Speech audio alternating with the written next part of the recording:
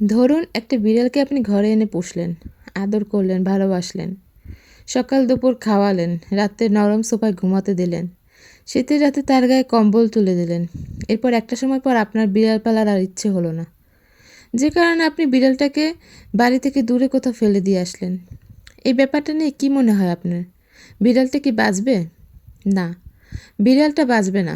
বরং কিছুদিনের মধ্যেই বিড়ালটা মারা যাবে। আপনি ভাবতেছেন কেন? রাস্তার বিড়াল কি বেঁচে থাকে না? ঝড় বৃষ্টির সাথে যুদ্ধ করে কি টিকে থাকে না? ডাস্টবিনের পচা খাবার খেয়ে কি বাঁচে না? বাঁচে। রাস্তার বিড়াল ওসব খেয়েই বেঁচে থাকে, কারণ ওরা ওসবে অভ্যস্ত। কিন্তু আপনার ফেলে দেওয়া বিড়ালটা এসব অভ্যস্ত না, তাই সে বাঁচবে না। কারণ আপনি তাকে তার জগৎ থেকে তুলে এনে আপনার জগতে বসিয়েছিলেন।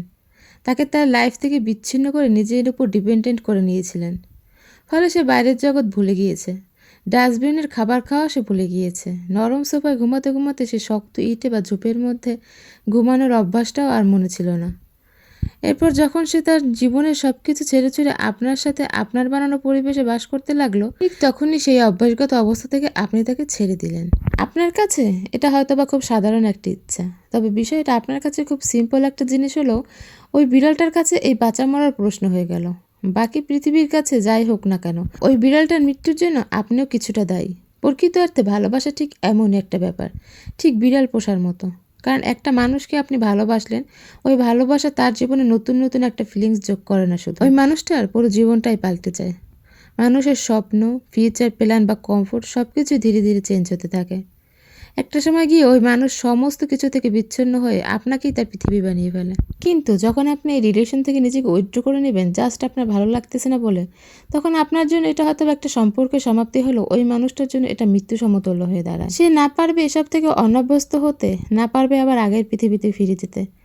বিশাল পরিমাণ শূন্যতা বুক নিয়ে এই পৃথিবীতে তার বেঁচে থাকতে হবে। এই যে একটা মানুষ আপনার জন্য দীর্ঘ একটা সময় শূন্যতা সাগরে ডুবে গেল, প্রাণ খুলে হাসতে ভুলে গেল, দীর্ঘ একটা সময়ের জন্য আটকে গেল, এর পেছনে দায় কি? অবশ্যই আপনার।